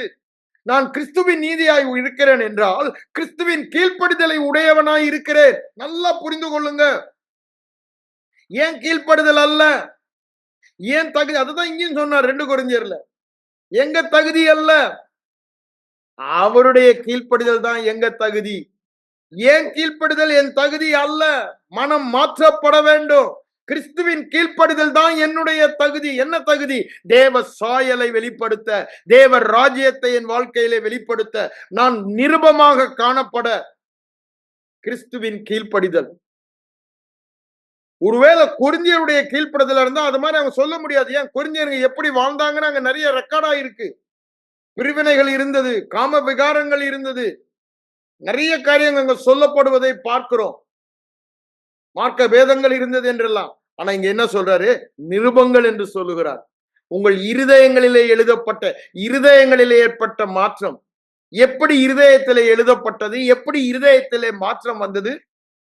சுவிசேஷத்தை கேட்கும் பொழுது பவுலடிகளார் சுவிசேஷத்தை பிரசங்கம் பண்ணுகிறார். அதை அவர்கள் கேட்கிறாங்க. அப்படிதானே? ஏங்க நாங்க பிரசங்கிக்கிறது எப்படி வந்துச்சாம்? தெசலோனிக்கர் 1ஆம் அதிகாரத்துக்கு வாங்க. அவர் அங்க என்ன சொல்றாரு இதை பற்றி சொல்லும் பொழுது 1 தெசலோனிக்கர் 5, 6 வசனங்களை நீங்க பார்த்தீங்கன்னா அங்க அவர் சொல்லுவதை நாம் பார்க்கலாம். எங்கள் சுவிசேஷம் உங்களுடைய வெறும் வசனமாய் மாத்திரம் அல்ல. ஏசு மரித்தா இருப்பான், உயிரோட எழுந்துட்டா இருப்பான், நீ அவர் ஸ்தானத்தை எடுத்துக்கிட்ட, அவர் அப்படி வெறும் வார்த்தை, வெறும் வாய் ஜவுடால் அல்ல. அவர் என்ன சொல்ல பாருங்க, வல்லமையோ. ஏன்? அந்த சுவிசேஷத்திலே வல்லமை இருக்கிறது. அதுதான் சொல்றாரு ரோமர் 1:16 வல்லமை இருக்கிறது. அது வல்லமையோடும் பரிசுத்த ஆவியோடும் முழு நிச்சயத்தோடும் உங்களிடம் வந்தது என்று சொல்லுகிறார். முழு நிச்சயத்தோடும். அதை கேட்கும் பொழுது சுவிசேஷம் முழு நிச்சயம் என்ற உறுதியை தருகிறது. ஏன்? ஆவியானவருடைய வல்லமை. அது ஆவியானவருடைய வல்லமை, ஆவியானுடைய வல்லமை. அதனாலதான் ஆண்டவர் என்ன சொல்றாரு? மாம்சமோ ஒன்றுக்கும் உதவாது, ஆவியோ ஆவியோ அப்படின்னு சொல்லிட்டு நான் சொல்லுகிற வார்த்தை. ஆவி உயிர்ப்பிக்கிறதுன்னு சொல்லிட்டு என்ன சொல்றாரு? நான் சொல்லுகிற வார்த்தை ஜீவனாயும், அப்படிதானே, ஆவியாயும் இருக்கிறது என்று சொல்லுகிறார். இது ஆவியாகிய சுவிசேஷம். இந்த சுவிசேஷத்திலே ஜீவன் இருக்கிறது. அதனாலதான் கேட்கும் பொழுது அந்த ஜீவன் இருதயத்தில் எழுதப்படுகிறது. ஒரு ஜீவன் இல்லாத சுவிசேஷம் அல்ல இது, ஜீவன் உள்ள ஆவி உள்ள சுவிசேஷம். அதுதான் எழுதப்படுகிறது என்று சொல்றாரு. அதனாலதான் அவங்க 2:13 என்ன சொல்றாரு பாருங்க, தெசலோனிக்கேர்ல. அவங்க வேத வசனை எப்போ ஆவியானவருடைய ஒத்தாசையினாலே சுவிசேஷத்தை கேள்விப்பட்டு ஏற்றுக்கொண்ட போது, இப்ப அது மனுஷர் பவுல் சொல்லுகிற ஒரு வார்த்தையாக இருக்குமாப்பா? இவர் என்ன கதை அடிக்கிறாரா? அது எப்படிப்பா முடியும்? இதெல்லாம் நடக்கிற கதையா அப்படின்னு அவங்களுக்கு என்ன வரல. அது என்னவாக ஏற்றுக்கொண்டாங்களாம்? தேவ வார்த்தையாகவே ஏற்றுக்கொண்டார்கள். ஆவியானவர்களோடு டைரக்டா. அதுதான் சொல்றோம், கேட்கிற விசுவாசம். தேவன் எங்களோடு பேசுகிற விசுவாசம். தேவன் எங்களோடு பேசுகிற விசுவாசம் வந்தபடினால் முதல்ல ரட்சிக்கப்பட்டீங்க. அததான் விசுவாச கேள்வியினால். இந்த விசுவாசம் எனக்கு வந்தது தேவனிடமிருந்து நான் கேட்பேன். அதனாலதான் ரோமர் 10:17 சொல்லும்போது நான் திரும்ப திரும்ப சொல்லுகிறேன். ரோமர் 10:14 படிச்சு பாருங்க. பிரசங்கிக்கிறவன் இல்லாவிட்டால் எப்படி விசுவாசிப்பார்கள்? ஏன் கேட்காவிட்டால் எப்படி விசுவாசிக்க முடியும்? கேட்கும் பொழுதுதான் அந்த விசுவாசம். ஏன் அப்பதான் அந்த பவர். நான் பேசுகிற வார்த்தை, எழுதப்பட்ட வார்த்தை சொல்ல ஆண்டவரே, the word I speak is life and spirit. நான் பேசுகிற வார்த்தை ஆவியாயும் ஜீவனுமாயும் இருக்கிறது. இந்த ஆவியின் ஜீவனுமான வார்த்தையை கேட்கும் பொழுதுதான் இருதய பலகையில எழுதப்பட்டது. அததான் அவர் சொல்றாரு, அத தேவ வசனமாக கேட்கிறீர்கள் என்று சொல்லுகிறார். ஏன் அவ்வளவு பவர் இருக்கிறது. தேவனையும் தேவ வார்த்தையும் பிரிக்க முடியாது. தேவன் பேசுகிறார் என்றால் வார்த்தையின் மூலமாக தான் பேசுகிறார். தேவ வார்த்தைக்கு புறம்பாக அவர் பேச மாட்டார். வார்த்தையின் மூலமாக வார்த்தைக்கு ஒத்துதான் பேசுவார். அதனாலதான் என்ன சொல்றான், தேவனோடு நீ சேர்ந்து நடக்கணும்னா எப்படிதான் நடக்கணுமா? அவரோடு ஒருமித்த மனம் இருந்தா. அப்படின்னா என்ன? அவர் வார்த்தையோடு ஒருமித்த மனம் இருந்தால்தான் அவரோட நீங்க நடக்க முடியும், அவரோடு வாழ முடியும், அவரோடு உறவு. வார்த்தையோடு ஒத்த இருதயம் இருக்கணும். அததான் அங்க சொல்றாரு தீர்க்கதரிசி. இப்படிதானே? இருவர் ஒருமித்து போனால் தான், ஆமா சொல்றாரு 3ஆம் அதிகாரத்துல, ஒருமித்து போனால் தானே ஒருமித்து எழுது ஒரே மனம். எது? தேவ வார்த்தையோடு இணைந்து வாழும் பொழுதுதான் அவரோடு இணைந்து வாழ முடியும். அதே ஆண்டவர் இயேசு என்ன சொல்லுகிறார்? அதான் யோவான் 15:4 இருதயத்தில் நிலைத்திருந்தாதான்றாரு. இந்த சுவிசேஷம் இருதயத்தில், இங்க இருதயத்துல நிலைத்தில்ல. ரட்சிக்கப்பட்டுட்டாங்க, இப்ப முயற்சிக்கிறாங்க. அப்ப என்ன ஆயிடுச்சு? பிசாசு இதை திருடிட்டான், மயக்கிட்டான்னு அர்த்தம். இந்த கேட்ட இந்த படம் தொற்சொரூபமா இருந்து அதை திருடிட்டான். அவனுக்கு தெரியுது, ஓகே இவன் ரட்சிக்கப்பட்டான், நிச்சயமா இழந்துட்டோம், இவன் உலகத்துல அப்படி வாழக்கூடாது பரலோகத்தன்னு. அந்த உலகத்துல அவனை எப்படியா நான் என் கட்சிக்கு சேர்த்து நரகத்துல வாழ வைக்கிறேன்னு முயற்சிக்கிறான். அதுக்குதான் திருட வரான். எதை திருடுறான்? சுவிசேஷத்தை திருடதான் வரான். நியாயப்பிரமாணத்தை திருட வரமாட்டான். சுவிசேஷத்தை தான் திருட வருவான். புதிய பிரமாணத்தை தான் திருட வருவான். ஏன் இது சொல்லுது இல்ல, உன் கீழ்ப்படுதல் இல்லைன்னு இவ்வளவு சுலபம் ஆயிடுச்சு. அப்புறம் நமக்கு என்னடா வேலைன்னு பாக்குறான். உன் கீழ்ப்படுதல் இருந்தா தானே நான் குற்றம் சுமத்த முடியும். அவன் பேரை குற்றம் சுமத்துறவன் தானே. சட்டான், சாத்தான். சாத்தான் என்றால் குற்றம் சுமத்துபவன் என்ற அர்த்தம் கிரேக்க பதத்துல. அப்ப அவன் குற்றம் சுமத்தணும்னா அது உன் கீழ்ப்படுதலை சார்ந்து இருக்கும் பொழுதுதான். அந்த புதிய வழி உன் கீழ்ப்படுதலை சார்ந்து இல்ல, தேவனுடைய கீழ்ப்படுதலை சார்ந்து இருக்கிறது. அப்ப அவனால குற்றமே சுமத்த முடியாது. பிசாசுக்கு இடமே இல்ல, தீங்கு செய்யவும் முடியாது. அவ்வளவு தூரத்துக்கு அவனை அழித்து போட்டார். அப்படிதானே? அவனை வெளியரங்க கோலமாக்கினார் சொல்லும் போது என்ன சொல்றாரு? கொலைசியர் 2ஆம் அதிகாரத்துல 15ஆம் வசனத்தை எடுத்து வாசித்து பாருங்க. என்ன சொல்றாரு? நமக்கு விரோதமாய் இருந்த கையெழுத்தை குலைத்து போட்டு சிலுவையிலே ஆணி அடித்து அவனை வெளியரங்க கோலமாக்கி வெற்றி சிறந்தார். அப்போ அவனை ஒண்ணுமில்லாம ஆக்கினது எதுங்க?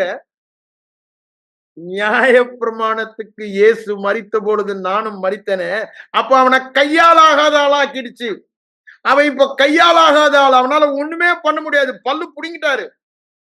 அதனாலதான் எவனை விழுங்கலான்னு அப்படியே ஏமாந்தவன் யாரு? நான் இன்னும் உயிரோடு இருக்கேன், நான் இன்னும் ஜனங்களை கடிக்க முடியும் அப்படின்ற ஒரு தவறான எண்ணத்தை கொடுக்கிற அது மாதிரி ஏமாந்தவன் எவன் தான் வளைகிறான். ஆனா வேதவசனம் என்ன? ஏமாத்துகிறவன் ஏமாற்றப்பட்டான் என்று சொல்லுகிறது. அவன் என்ன குழிய வச்சானோ அந்த குழியில அவனே விழுந்துட்டான் வேதவசனம் சொல்லுகிறது. அப்ப நல்லா யோசித்து பாருங்க, நல்லா யோசித்து பாருங்க. இவர் என்ன சொல்லுகிறார் இங்க? எதினாலே எதினாலே ஒரே ஒரு கேள்வி மாத்திரம் தான் கேட்கிறேன். நீங்க கேட்கிற நற்செய்தினாலா? இதுதான் இந்த 2 கேள்விதான் திரும்ப திரும்ப இந்த 4 வசனத்தையும் கேட்கிறார். நான் திருப்பி அடுத்த வசனத்தை நான் வாசிக்கிறேன். ஆவியினாலே ஆரம்பம் பண்ணின நீங்கள் இப்பொழுது மாம்சத்தினாலே முடிவு பெற போகிறீர்களா? இத்தனை புத்தியினரா? ஆவியினால எப்படிங்க ஆரம்பம் பண்ணோம்? ஆவியினால எப்படி ஆரம்பம் பண்ணோம்? இப்ப மாம்சத்துல நம்ம கிரியையில இருக்கிறோம். அதுக்கு ஜஸ்ட் ஆப்போசிட் என்ன? விசுவாசத்தினாலே. சுவிசேஷத்தை கேட்பதினால் வருகிற விசுவாசம். சுவிசேஷத்தின் என்ன கேட்கிறோம்? இயேசுவின் கீழ்ப்படிதல் என் கணக்கில் வரவு வைக்கப்பட்டது. அந்த சுவிசேஷத்தை கேட்டு என் கீழ்ப்படுதலை சார்ந்து கொள்ளவில்லை, இயேசுவின் கீழ்ப்படுதலை விசுவாசித்து. இயேசு ஆரம்பத்துல அப்படிதான், முடிவு வரையும் அப்படிதான். அப்படி ஆரம்பிச்சுட்டு உங்க மாம்சத்துல போறீங்களே, அங்க முடியாதுன்னு தானே அப்படி பண்ணீங்க, இங்கேயும் முடியாது. உங்க மாம்சத்தின் கிரியையினால முடியாது, விசுவாச கேள்வியினால் தான் முடியும். அதனால்தான் திரும்ப சொல்றாரு, விசுவாச கேள்வி. என்னத்தை கேள்விப்படுகிறோம்? சுவிசேஷத்தை கேள்விப்படுகிறோம். என்ன சுவிசேஷத்தை கேட்கிறோம்? புதிய உடன்படிக்கையின் சுவிசேஷம். அது சொல்லுவதன் சாராம்சம் என்ன? விசுவாசத்தினாலே நீதிமான் பிழைப்பான். அப்படின்னா அர்த்தம் என்ன? தேவனுடைய கீழ்ப்படுதலை விசுவாசிப்பதினாலே, அவருடைய கீழ்ப்படிதல் உன்கள் கீழ்ப்படுதலா, அந்த சுவிசேஷத்தை கேட்பதுதான். உன் கீழ்ப்படுதலை கேட்கிறதல்ல. இந்த சுவிசேஷம் தேவனுடைய கீழ்ப்படிதல் உன் கணக்கிலே வர வைக்கப்பட்டது. இப்போ தேவனுடைய நீதி உன்னுடைய நீதி, தேவனுடைய வெற்றி உன்னுடைய வெற்றி. அவர் உன் ஸ்தானத்தை எடுத்துக்கொண்டு அவர் ஸ்தானத்தை உனக்கு கொடுத்தார். அதுதான் சுவிசேஷம். அதை கேட்பதினால் வருகிற விசுவாசம். அதை தான் சொல்றாரு, நீங்க இவ்வளவு புத்தியினரா? கொஞ்சம் சிம்பிளா யோசித்து பாருங்க. ஆரம்பத்துல எப்படின்னு 2 கேள்வியுமே ஆரம்ப வாழ்க்கையை சொல்றாரு. அதுதான் கடைசி வரைக்கும். அதுக்கு தான் அது கேட்கிறாரு, விசுவாச கேள்வினாலயா? விசுவாசத்தினால் நீதிமான் பிழைப்பான். புதிய உடன்படிக்கை. பழைய உடன்படிக்கை அவைகளை செய்கிறபடியினால் அவன் பிழைப்பான். அங்க விசுவாசம் இல்ல, அங்க விசுவாசம் சொல்லப்படல. ஆனா இயேசு ரத்தம் சிந்தி மீட்ட பொழுது ஏற்படுத்தின புதிய உடன்படிக்கை விசுவாசத்தினால். எந்த விசுவாசம்? இயேசுவின் மேல் உள்ள விசுவாசம், இயேசு செய்த கிரியையின் மேல் உள்ள விசுவாசம், அந்த கிருபையின் மேல் உள்ள விசுவாசம். அதுதான் வேத வசனம். எதனாலே ஆரம்பம் பண்ணினீங்க, எதுல முடிய போறீங்க? ஆரம்பம் பண்ணினது சுவிசேஷத்தை கேட்பதினால் வருகிற விசுவாசம். அதாவது இயேசுவின் கீழ்ப்படுதல் என் கீழ்ப்படுதல் என்ற விசுவாசம். ஆனா இது என்ன சொல்லுது? பழைய பிரமாணம் நான் கீழ்ப்படிந்தாதான் என் கணக்குல கீழ்ப்படுதல்னு. அது நற்செய்தி அல்ல. ஏன்னா அது ஒருத்தராலும் முடியல. அது கெட்ட செய்தி தான். அது நியாய பிரமாணம் தேவ பிரமாணமாய் இருந்தாலும் புது சிருஷ்டிக்கு அது தேவையில்லை. மறுபடியும் பிறவாதனுக்கு அது பிரயோஜனப்படாது. நல்லா புரிஞ்சுங்க. நியாய பிரமாணம் மறுபடியும் பிறவாதனுக்கு எதுக்குதான் பிரயோஜனப்படும்? சுவிசேஷத்தண்டை வழிநடத்த, கிறிஸ்துவண்டை வழிநடத்த தான் பிரயோஜனப்படும். அவனை அது மாற்றி அமைக்காது. இருதய மாற்று செய்ய முடியாது. அந்த இருதய மாற்ற அறுவை சிகிச்சை புதிய உடன்படிக்கையிலே கல்வாரி பலியினாலதான் முடியும். அதே மாதிரி ஒருத்தன் புது சிருஷ்டியான பிறகு தேவன் எதிர்பார்த்த கீழ்ப்படுதல் நீதி எல்லாம் வந்துவிட்டபடினாலே அது தேவையும் இல்லை, அதற்கு அங்க வேலையும் இல்லை. It become redundant. ஏன்? அது கேட்ட நீதி கீழ்ப்படுதல் இப்பொழுது நிறைவேறிவிட்டது. அதனாலதான் வேதம் அவ்வாறு சொல்லுகிறது. அதை விட்டுட்டு நீங்க போனீங்களே, அதை தான் கேட்கிறாரு. அவ்வளவு புத்தியினராப்பா, அவ்வளவு புத்தியினரா? உங்க கிரியையினால பழைய பிரமாணம் சொல்லுகிறபடி எவனா தேவனுடைய ஸ்டாண்டர்டுக்கு வர முடியுமா? தேவ ஸ்டாண்டர்டுக்கு ஒருத்தனுமே வர முடியாது. ஆனா இப்ப விசுவாசிக்கிறதுனால இயேசுவின் ஸ்டாண்டர்டையே உங்களுக்கு கொடுத்துட்டாரியா? இயேசுவின் தகுதியே உங்களுக்கு கொடுத்துட்டாரு. இயேசுவின் தகுதி, குவாலிபிகேஷன், அவருடைய கீழ்ப்படுதல் உங்கள் கீழ்ப்படுதல், அதுதான் தகுதி. தகுதி கீழ்ப்படுதல் தான், அதுல வித்தியாசம் இல்லை. ஆனா அந்த தகுதி எங்கனுவா? இயேசுவின் கீழ்ப்படிதல் என் கணக்கில் வந்தது. அந்த தகுதி, அதுதான் விசுவாச கேள்வி. இயேசுவின் கீழ்ப்படிதல் எனக்கு வந்தது, இயேசுவின் தகுதி எனக்கு வந்தது.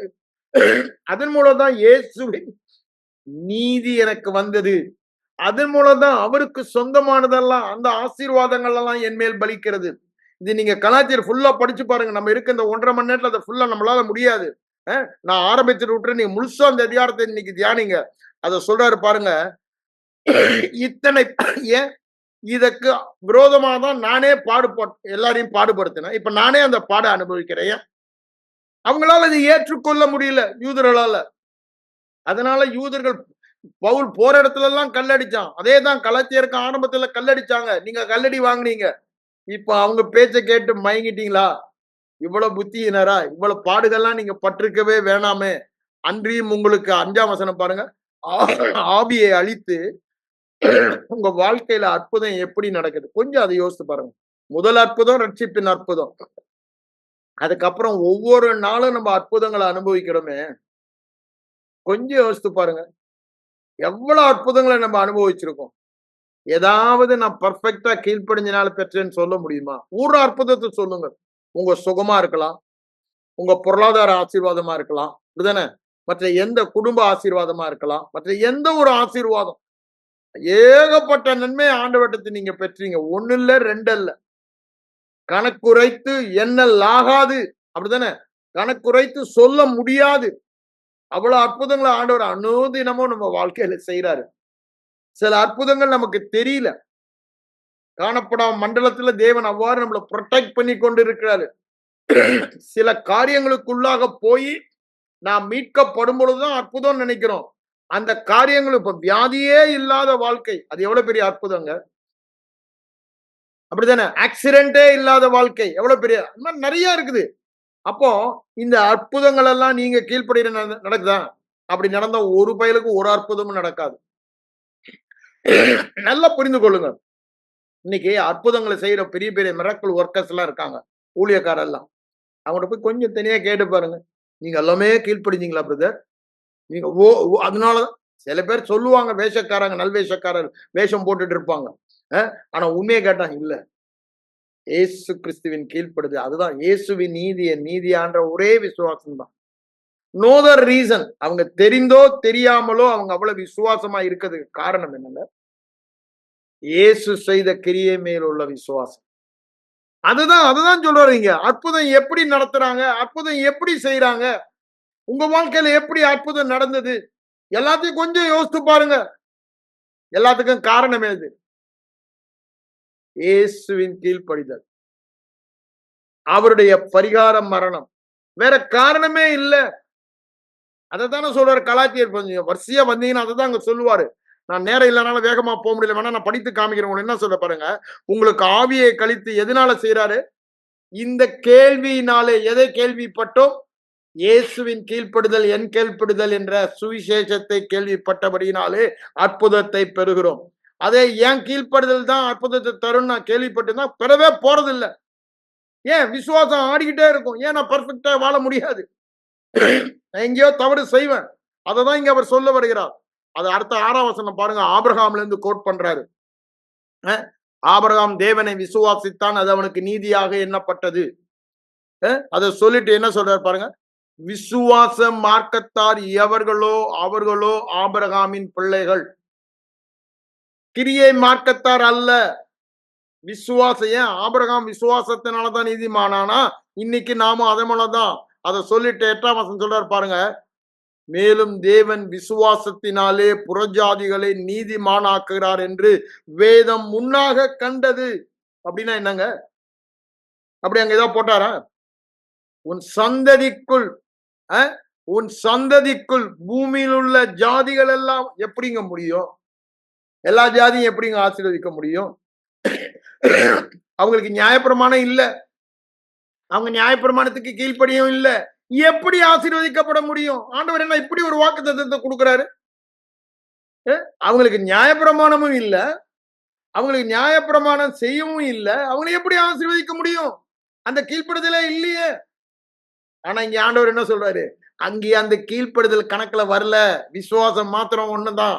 அதனாலதான் சொல்றாரு, ஒன்ன மாதிரி விசுவாசிக்கிறவனுக்கு, காணாமல் ஒன்ன மாதிரி விசுவாசிக்கிறவனுக்கு அது நீதியாக எண்ணப்பட்டபடியால் அவர்களும் இயேசுவின் பரிகார மரணத்தை விசுவாசிக்கிறபடினால இயேசு வருவார். அந்த சந்ததியின் மூலமாக அதை விசுவாசிக்கிற அனைவரும் பெறுவாங்கன்னு அதை அங்க சொல்றதை பார்க்கிறோம். அதுதான் முன்னதாக சுவிசேஷமாக கண்டு சகல ஜாதிகளும் ஆசீர்வதிக்கப்படும் என்று அவனுக்கு சுவிசேஷமாய் முன்னறிவித்தார். அந்தபடி விசுவாச மார்க்கத்தார், விசுவாசம் உள்ள ஆபிரகாமுடனே ஆசீர்வதிக்கப்படுகிறார்கள். அழகா சொல்லிட்டார். விசுவாசம், கிறிஸ்துவின் கீழ்ப்படிதல், என்னுடைய கீழ்ப்படிதல் விசுவாசிக்கிறவன் எல்லாம் ஆசீர்வதிக்கப்படுவான். அடுத்தது 10ஆம் வசனம் சொல்றாரு பாருங்க. ஏன் கீழ்ப்படிதல் என் ஆசீர்வாதத்துக்கு காரணம்னு விசுவாசிக்கிறவன் எல்லாம் சாபத்துல தான் இருப்பான். ஏன் அவன் அங்க போயிட்டான். அங்க 100% யாராலையும் முடியாது. ஒண்ணுல தவறுனா எல்லாத்தையும் தவறு. அதான் சொல்றாரு.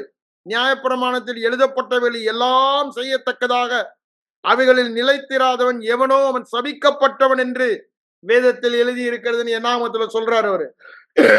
அப்போ அதை சொல்லிட்டு தான் அவர் இங்க என்ன சொல்றாரு, நியாயப்பிரமாணத்தினாலே தேவனிடத்தில் ஒருவனும் நீதிமானாகிறதில்லை என்றது வெளியரங்கமா. எப்படி வெளியரங்கமா இருக்கிறது?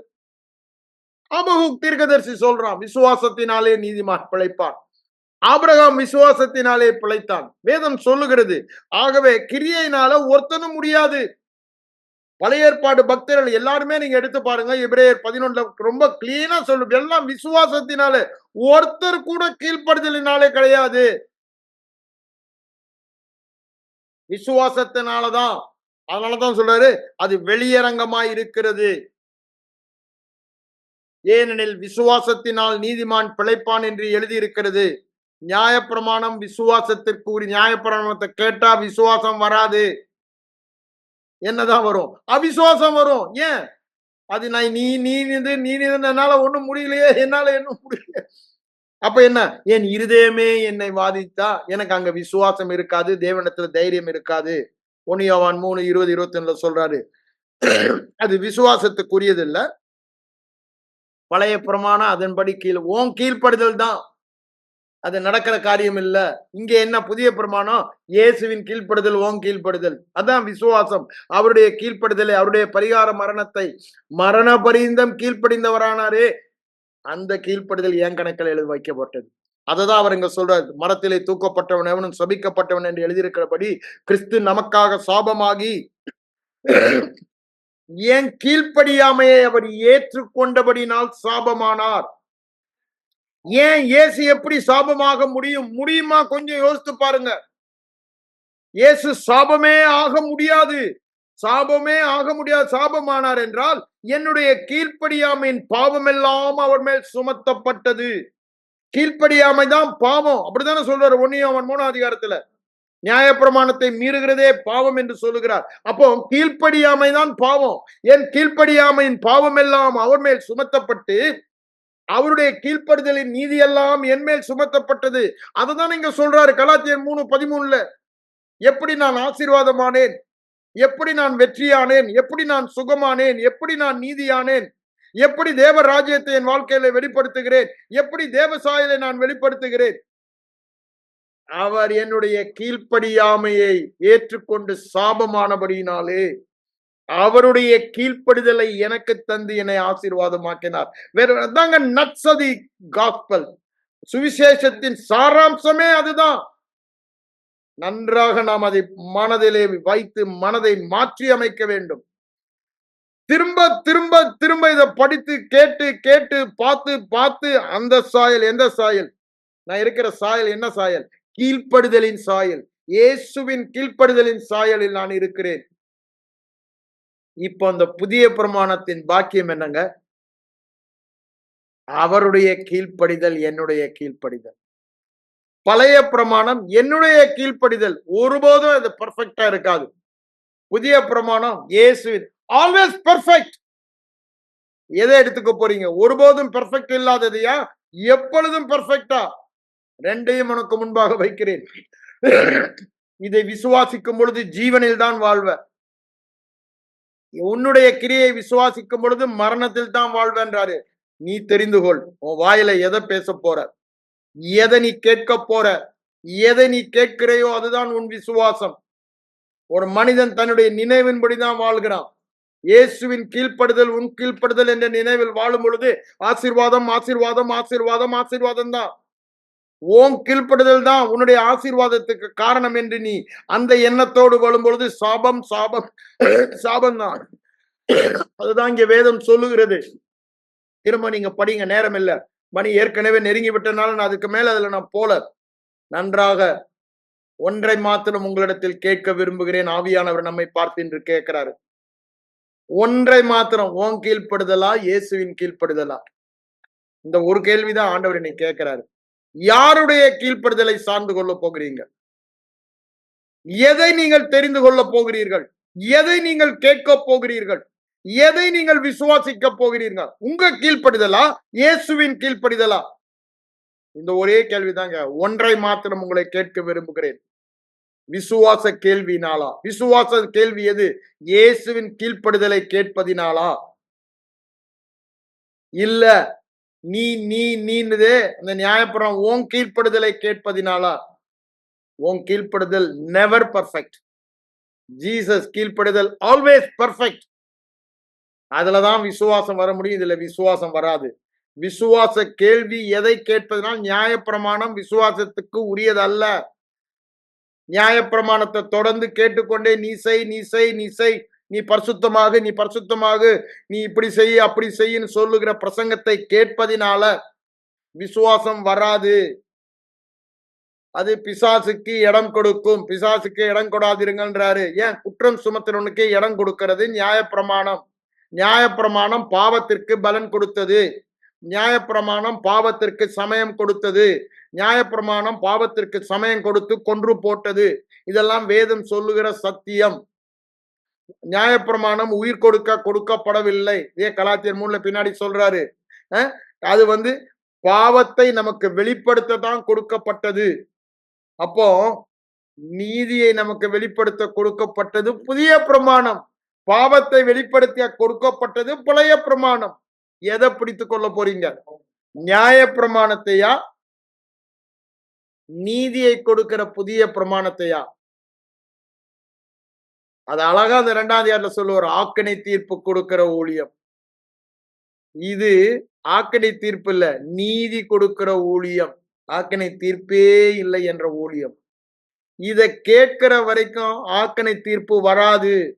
அதை கேட்டீங்கன்னா ஆக்கினை தீர்ப்பு வரும். அததான் சொல்றாரு, நாம் புதிய உடன்படிக்கையின் ஊழியக்காரர். ஆக்கினை தீர்ப்பு கொடுக்கிற ஊழியம் நம்முடைய ஊழியம் அல்ல. எழுத்தின்படியான ஊழியம் நம்முடைய ஊழியம் அல்ல. ஆவியின்படி ஊழியம், இருதயத்திலே எழுதுகிற ஊழியம். ஆவியினாலே. எப்ப ஆவியினாலே இருதயத்தில் எழுத முடியும்? கேட்பதினாலே. என் நாவு விரைவாக எழுதுகிற எழுத்தாணி, அப்படிதானே?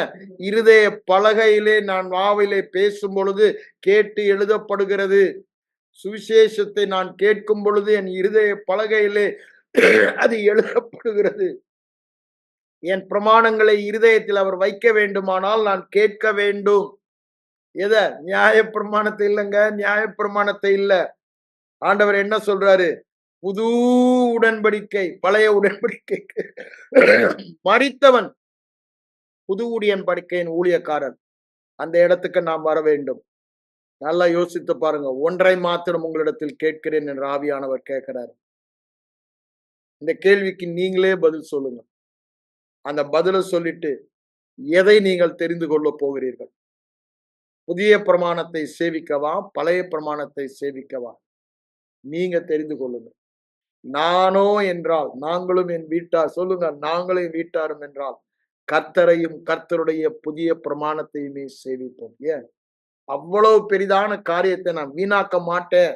பவுல் அப்படித்தான் சொல்றாரு. அதை நான் விருதாவாக்க மாட்டேன்.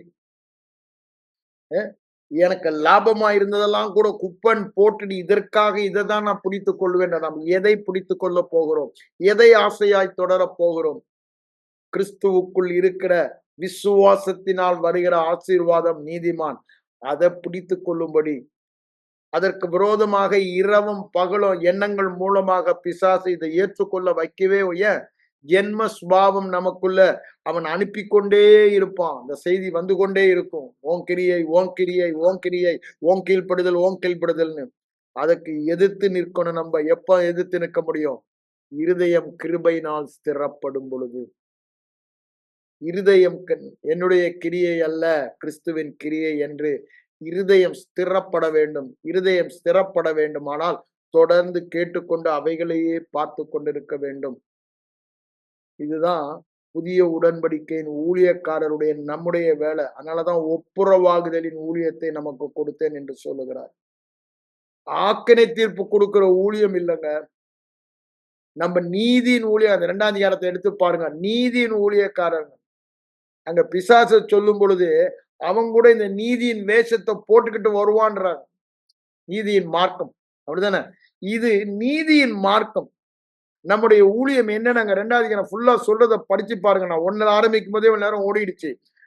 நம்ம இதையே பேசிக்கொண்டு நாட்கள் போகும். நீங்களும் கொஞ்சம் நேரம் எடுத்து அதை தியானிங்க 3ஆம் அதிகாரத்தை. நாம் என்ன ஊழியர்கள்? ஆக்கினை தீர்ப்பு கொடுக்கிற ஊழியம் இல்லைங்க. ஜீவனை கொடுக்கிற ஊழியம். மரணத்தை கொடுக்கிற ஆக்கினை தீர்ப்பு கொடுக்கறதா எப்படி ஜீவன் வரும்? மரணம் தான் வரும். ஆக்கினை தீர்ப்பு இல்லை என்ற ஊழியத்தை நம்ம சொல்லும் பொழுதுதான் அவங்களுக்கு ஜீவன் வரும். அததான் அவங்க கேட்கணும்ன்றாரு. நீதிமான் நீதியை கொடுக்கிற ஊழியம். அதுதான் அதிக மகிமை. அது நீங்கி போகிற மகிமை. இது அதிக மகிமை என்று சொல்லுகிறார்.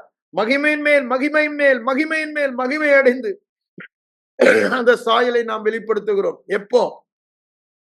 இந்த புதிய உடன்படிக்கையின் ஊழியத்தை கேட்கும் பொழுதுதான். இந்த புதிய உடன்படிக்கையை கேட்கும் பொழுதுதான் நாம் எதை கேட்கிறோம் என்பதை கவனமாய் இருக்க வேண்டும். நீங்க கேட்கிற விதத்தை குறித்து கவனமாயிருங்கள். எந்த அளவினால் நீங்க அளக்கிறீர்களோ அந்த அளவினால் உங்களுக்கு அளக்கப்படும். புதிய பிரமாணத்தின் அளவுல போனீங்கன்னா புதிய பிரமாணத்தினால் உங்களுக்கு அளக்கப்படும். பழைய பிரமாணத்தினால உங்களுக்கு அளக்கப்படும். தெரிந்து கொள்ள வேண்டியது உங்களுடைய என்னுடைய வேலை. நம்முடைய மனதை மாற்ற வேண்டியது நம்முடைய வேலை. மனதை இந்த புதிய பிரமாணத்தின் எண்ணங்களால் மாற்றாவிட்டால் புது ஜீவனில் ஜோயே ஜீவனில் வாழ முடியாது. கண்களை மூடி ஜெபிப்போம். எங்கள் அன்பின் பரலோக பிதாவே, இந்த மத்தியான வேலைக்காக உம்மை நன்றியோடு உம்மை ஸ்தோத்திரிக்கிறேன். நீங்க எங்களுக்கு இன்று பேசின வார்த்தைகளுக்காக ஸ்தோத்திரம். ஆண்டவரே, எங்க கீழ்ப்படுதல் அல்ல, இயேசுவின் கீழ்ப்படிதலை சுவிசேஷமாக கேட்டு விசுவாசிக்கிற எங்களுக்கு எல்லா அற்புதங்களையும் செய்றீங்க. அந்த தேவ சாயலை வெளிப்படுத்துறீங்கன்றதை நான் கேள்விப்பட்ட ஆண்டவரே. எங்கள் எண்ணம் அவ்வாறு புதிதாக நீர் எங்களுக்கு உதவி செய்வீராக. தொடர்ந்து நீங்க இந்த வார்த்தைகளை நாங்க தியானிப்பதற்கு எங்களுக்கு நினைப்பூட்டுவீராக. இயேசுவின் மூலம் ஜெபம் கேளும் எங்கள் நல்ல பிதாவே. ஆமென்.